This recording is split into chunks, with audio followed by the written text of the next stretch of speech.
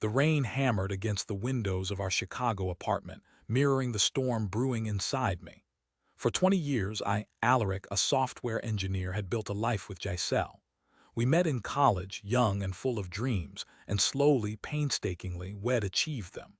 A comfortable home, two wonderful kids, now teenagers, and a sense of security that I foolishly believed was unbreakable.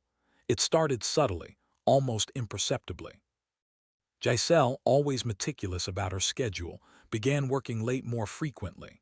Business trips to conferences became the norm, even though her role as a museum curator rarely required them before.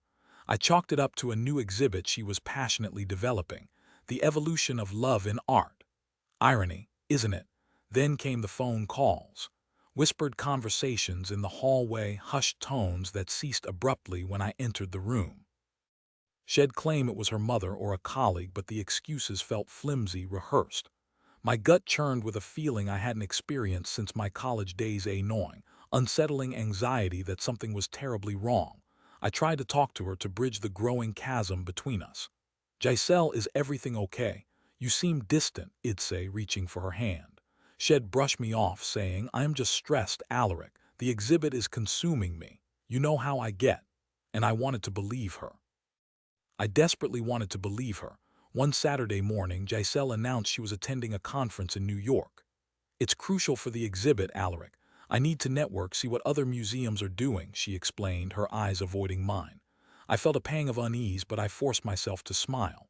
Okay, honey, have a good trip, be careful. That night I couldn't sleep. The apartment felt empty, cold without her. I tossed and turned, my mind racing with doubts and suspicions. I told myself I was being paranoid, that I was letting my insecurities get the better of me. But the feeling wouldn't subside. Around 2 a.m., I stumbled out of bed and made my way to the living room. I sat on the couch, staring out at the rain-soaked city. My eyes fell on Giselle's laptop, sitting on the coffee table. She'd left it open, a rare occurrence. Curiosity, or perhaps a morbid sense of self-destruction, propelled me towards it. My fingers trembled as I clicked on the browser. History was clear, meticulously wiped clean. But then I remembered something. Giselle often left herself logged into her email account. It was a bad habit I'd chided her about countless times. With a deep breath, I clicked on the email icon. The inbox loaded and my heart lurched. There at the top of the list was an email with the subject line, "Can't wait for New York." I hesitated for a moment, my conscience warring with my overwhelming need to know. But the need won. I clicked on the email. The message was from someone named Torin. My blood ran cold as I read the words, "My dearest Giselle, just a few more days until I have you all to myself. I've booked a suite at the Plaza. Champagne, roses, and endless nights of passion await. I can't stop thinking about you. You're the only thing that matters, yours eternally." Torrent world seemed to tilt on its axis. My vision blurred, my hands shook uncontrollably. I read the email again and again, each time hoping it was a nightmare, a cruel joke. But it was real. Giselle was having an affair. The pain was like a physical blow, a punch to the gut that left me gasping for air. 20 years. 20 years of love, loyalty, and commitment, all reduced to this clandestine email, a betrayal of the deepest kind. I scrolled through the rest of the emails, each one a dagger twisting in my heart. They spoke of stolen moments, secret rendezvous, and promises of a future together. Torin was a sculptor Shed met at the museum. I felt a wave of nausea wash over me. I ran to the bathroom and vomited, emptying the contents of my stomach. When I finally straightened up, I looked at myself in the mirror. My face was pale, my eyes bloodshot. I looked like a ghost of the man I used to be. I spent the rest of the night in a daze, replaying memories in my head, searching for clues I'd missed, signs I'd ignored. How could I have been so blind? How could she do this to me? To us? When Giselle returned from New York, she seemed different. There was a lightness in her step, a sparkle in her eyes that hadn't been there for years. She hugged me tightly, her lips lingering on my cheek. "I missed you," she said, her voice soft and sincere. I wanted to scream, to confront her with the truth, but I couldn't. I was paralyzed by a mixture of anger, hurt, and disbelief. I played along, pretending everything was normal while inside I was crumbling. I knew I couldn't stay in that state of limbo. I needed answers. I needed to understand why. So I decided to confront her, That evening after the kids were asleep, I sat Giselle down in the living room. "We need to talk," I said, my voice trembling. She looked at me, her brow furrowed. "What is it, Alaric? You seem so serious." I took a deep breath and plunged in. "I know about Torin," I said, watching her reaction. Her face paled and her eyes widened in shock. What are you talking about?" she stammered. "Don't lie to me, Giselle. I read your emails. I know everything." Broke down then, tears streaming down her face. "Alaric, I am so sorry," she sobbed. It just happened," I repeated, my voice rising. "You spent nights with him in New York. You told him you loved him. How could you do this to me, to our family?" "I don't know," she cried. "I was unhappy. I felt like we were drifting apart. You were always working, always focused on your career. I felt neglected," I scoffed. "I worked hard to provide for our family. I gave you everything you ever wanted." I know," she said, her voice barely a whisper.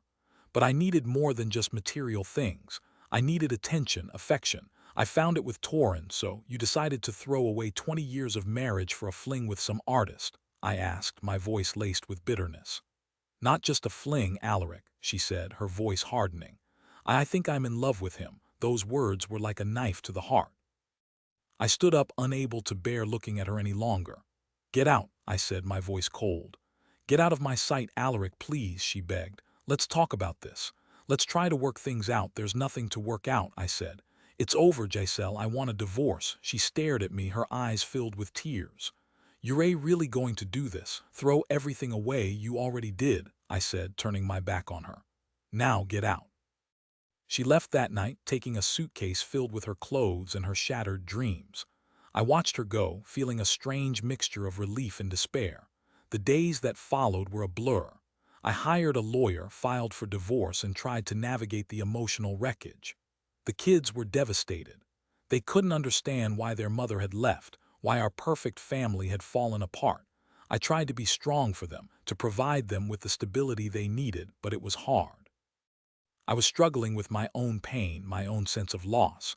I found solace in my work, throwing myself into coding, losing myself in the intricate world of algorithms and data structures. It was a temporary escape, but it helped me to cope. Weeks turned into months and the divorce proceedings dragged on. Giselle and I barely spoke, communicating only through our lawyers. The bitterness and resentment between us were palpable. Then, one day, I received a phone call from an unknown number. I hesitated before answering, but curiosity got the better of me. "Hello," I said. "Alaric, it's Torin," the voice on the other end said. "I need to talk to you." Almost hung up, but something compelled me to listen. "What do you want?" I asked, my voice cold. "I know this is difficult, but I think you deserve to know the truth," Torin said. "Truth? I already know the truth. My wife cheated on me with you. There's more to it than that," Torin said. "Giselle, she wasn't honest with me either." "What do you mean?" I asked, my curiosity piqued. "She told me she was separated from you, that you were living separate lives. She said the divorce was already in progress." I was stunned. "That's a lie," I said. "We were still married, we were living together." "Know that now," Torin said. "I found out a few weeks ago. I confronted her and she admitted it." "Why are you telling me this?" I asked, suspicion creeping into my voice. "Because I am done being a pawn in her game," Torin said. "She's manipulative, Alaric. She uses people. I don't want to be involved anymore." "What are you going to do?" I asked. "I'm leaving her," Torin said. "I can't trust her. I don't want to be with someone who lies and deceives." I hung up the phone, feeling a strange sense of vindication. Giselle's lies had caught up with her. She had lost both me and Torin. A few days later, I received another phone call, this time from Giselle. "Alaric, we need to talk," she said, her voice pleading. "About what?" I asked, my voice devoid of emotion. "Torin left me," she said, her voice breaking. "He said he can't be with someone who lies." "Guess he finally saw you for who you really are," I said. "Please, Alaric," she begged. "I made a mistake. Can we try again? Can we fix things?" I thought about it for a moment, replaying the past few months in my head. The pain, the betrayal, the heartbreak. I couldn't do it. I couldn't trust her again. "Too late, Giselle," I said. "I can't forgive you. I can't forget what you did." "But what about the kids?" she asked. "What about our family?" "We'll always be their parents," I said. "But we can't be a family anymore. Not after what you've done." I ended the call, feeling a sense of closure. It was over. The chapter of my life with Giselle was finally closed. The divorce was finalized a few weeks later. Giselle moved out of state, starting a new life on her own. I focused on raising my kids, rebuilding my life, and finding my own happiness. It wasn't easy. There were days when I felt overwhelmed by sadness and loneliness. But I persevered, drawing strength from my children and my friends. Eventually, I started dating again. I met someone new, someone who appreciated me for who I was, someone who valued honesty and commitment. Her name was Braun, and she was everything Giselle wasn't: kind, compassionate, and trustworthy. We built a new life together, a life filled with love, laughter, and mutual respect. I finally found the happiness I deserved. Looking back, I realized that Giselle's betrayal, while devastating at the time, had ultimately led me to a better place. It had forced me to reevaluate my priorities, to understand what I truly wanted in life. I learned that forgiveness is possible, but trust, once broken, can never be fully restored. And I learned that sometimes the greatest act of revenge is simply moving on and finding your own happiness. Years later, I received a letter from Giselle. She apologized for her actions, acknowledging the pain she had caused. She said she regretted her choices and wished me well. I didn't respond. There was nothing left to say. I had moved on, and she was a distant memory, a reminder of a painful chapter in my life. I am now happily married to Braun, and we have built a beautiful life together. My children are grown and successful, and I am proud of the man I have become. I often think about Giselle and wonder what became of her. I hope she found her own happiness, her own peace. But I know that our paths will never cross again. And that's okay. Because sometimes the best way to heal is to leave the past behind and embrace the future, with all its possibilities and uncertainties. I am Alaric, and this is my story of betrayal, heartbreak, and ultimately, redemption.